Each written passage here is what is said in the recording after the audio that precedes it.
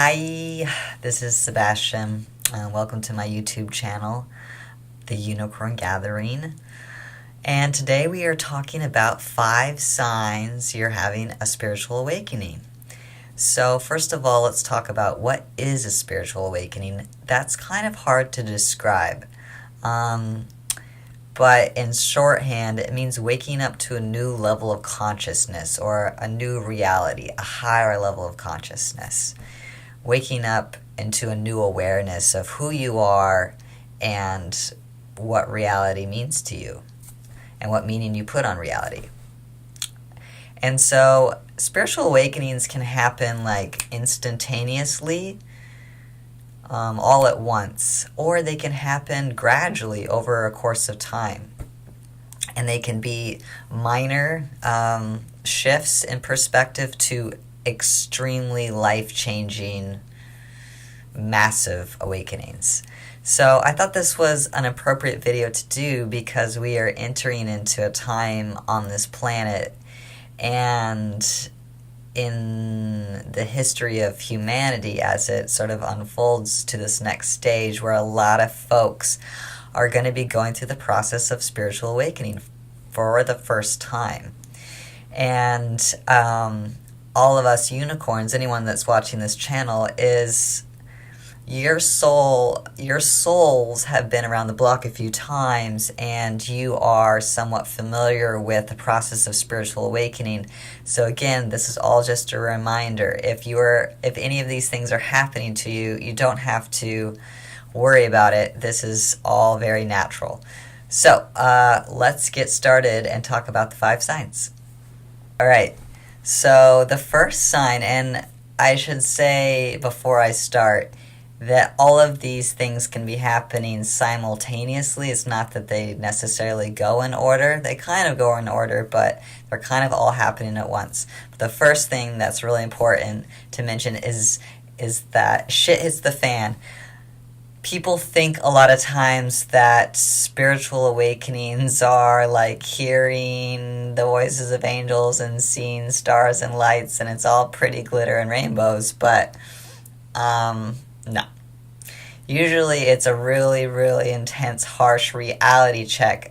Shit hits the fan all at once and we are left kind of stunned, overwhelmed, in crisis, emotionally purging, maybe back in some trauma wounds, freaking out basically. Like we don't really know what's happening to us, but a lot's happening to us. We're having a really intense, overwhelming experience, and it's just a lot of times this kind of comes out of nowhere. It's like we're going through our life and then suddenly, bam, within a couple weeks, everything is just right in our face. So that is kind of what kicks it off. It's the catalyst for a spiritual awakening. Now, that doesn't necessarily mean that you will choose to consciously grow from shit hitting the fan, but that is the first potential in the seed for waking up. And that's why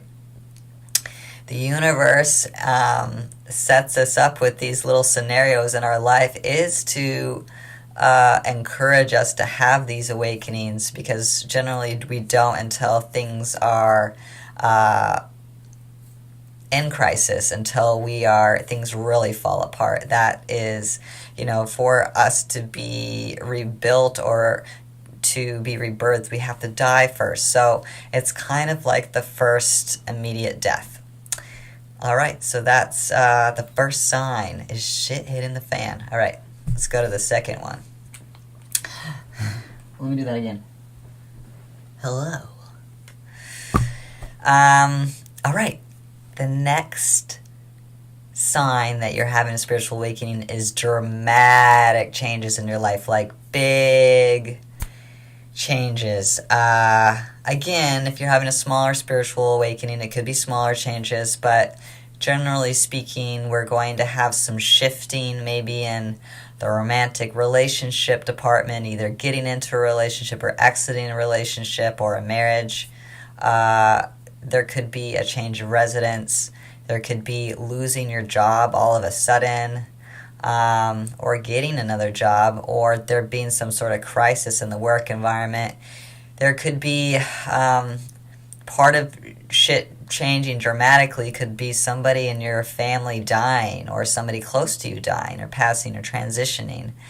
Could really be a super huge dramatic change. It could be a health crisis, or a car accident, God forbid, some sort of huge life-changing, altering change. So that's kind of part of shit hitting the fan, but the shit hitting the fan also catalyzes not only are you freaking out, but everything in your life starts changing. Like, there isn't a part of your life that isn't being touched.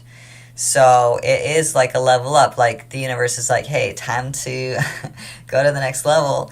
Except for you have to kind of like leave everything behind, and maybe that's in dramatic fashion. So sometimes it can feel really awful and really scary. We're being kind of pushed out of our lives. Sometimes we're going willingly, and sometimes we're being dragged. So hopefully we're going willingly, but not always. So things changing really dramatically in our lives is the second sign. All right, so the third sign, I wrote hermit in my awesome handwriting, because we might feel like suddenly wanting to be alone after all of that chaos that just happened to us.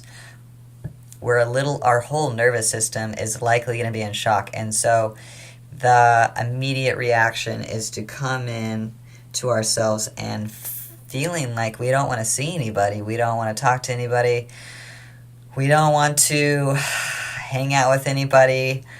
And this might, for some people, might be super unusual. Now, if you're an introvert, it's like, welcome to my life. But if you're not, if you're someone that's used to being around people a lot, then it can feel really weird to suddenly be like, I don't really want to hang out with people. Is that okay? And we might even feel guilty about it, or like, is something wrong with me? Again, we can self-isolate in a way that's unhealthy, but this is not self-isolation in a way that's unhealthy. It's like really intentionally needing space because we're feeling extra sensitive, we're feeling vulnerable, and intuitively we just feel like we need to be alone, with the intention of refocusing on ourselves and self-care, because we just realized the train just went off the track and we're like, whoa, I need to reorganize and reset myself. Now, there can also be forced alone time that happens. Like, for example, if you break your leg or something, and suddenly you can't leave your bed for 3 weeks, or maybe you have major surgery or something, and now we're kind of forced into a state of like being alone or not having a lot of stimulation, and it forces us into some self-reflective time, and hopefully gets us centered back on self-care and being with ourselves in a loving way. So that's quite common too, is like forced isolation, because again, I mean, if you read so many spiritual teachings are like, I went into the woods. Or in so many cultures, that's part of someone's culture, is like going off into nature by yourself. And suddenly you have a connection to the divine order of things through forced isolation in nature, especially in nature. So this is a part of it. It's very, very normal. So if you're finding yourself like, I just need to be alone, that is normal. Keep doing it. Don't stop. All right, let's do number 4.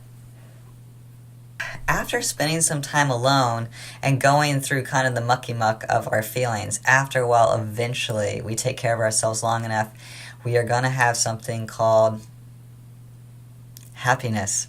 That's right, happiness and spontaneous joy is going to start springing up. And again, this can happen anywhere along the road. Sometimes it's really strange. We can go through some sort of crisis and then have these weird bouts of feeling spontaneously happy. So Don't feel bad about that.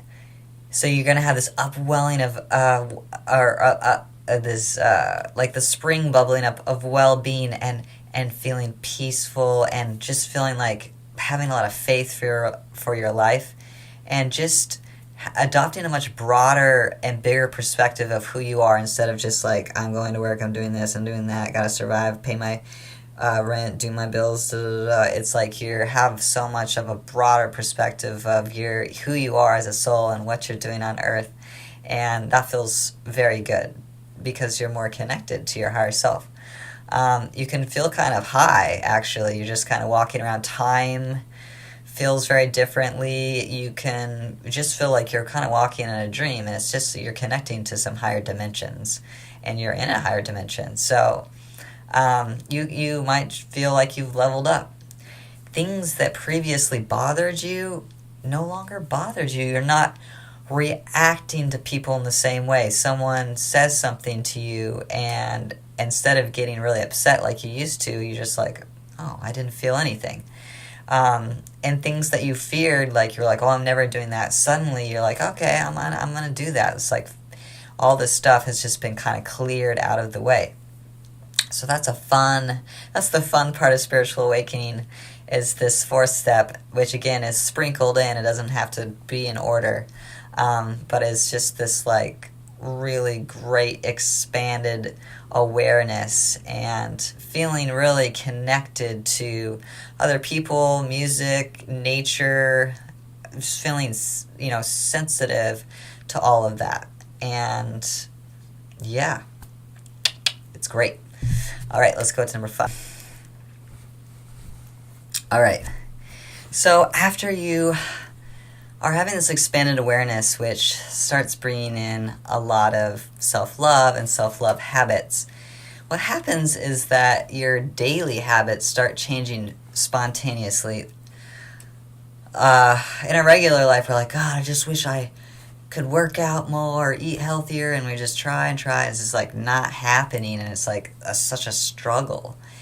And when you're going through a massive spiritual awakening, your lifestyle habits change really effortlessly and automatically. Suddenly, you just sort of spontaneously find yourself maybe suddenly having different eating habits, maybe having suddenly different physical taking care of your body habits, usually positive lifestyle changes, positive day-to-day lifestyle changes that they just kind of fall into place. Who you socialize with, how you socialize, how active you are in your social life changes. And your relationship, it's because your relationship to yourself has fundamentally changed by going through that intense process. And now you're getting to see your new life unfold. And because when we change our daily habits, we are really, really setting ourselves up for a brand new experience, and we're going to attract very, very different things in our life the more we take care of ourselves, which is a form of self-love. So the more we love ourselves and actively show the universe that we care and love for ourselves, then the universe will show us, will reflect that in the things that are in our lives. So it's pretty awesome. All right. I think that does it. I hope that everyone's having a spiritual awakening. Again, I know that sometimes it sucks. There's parts that are really, really hard. And it's always darkest before the dawn. I just posted that on Instagram. It's always darkest before the dawn. So if you're in that kind of dark spot of the crisis or the breaking down or like what the hell's happening, my life's falling apart, you are potentially in the middle of a massive spiritual awakening. Hang in there. And if you can see it that way as a death, because you are about to be rebirthed into a more aligned version of yourself, then you can kind of relax into it. It's not easy to relax into death. It is something that I continuously have to practice. It's very, very difficult. It's because we want to grip and grab and have control because we're humans. So, yeah, in the description below is a link to my website if you're in need of my services. I do spiritual guidance sessions, and also I do Vedic astrology readings. And also, if you would like to donate to me, my Venmo handle is listed below. And also, if you want to follow me on Instagram, my Instagram handle is also listed below.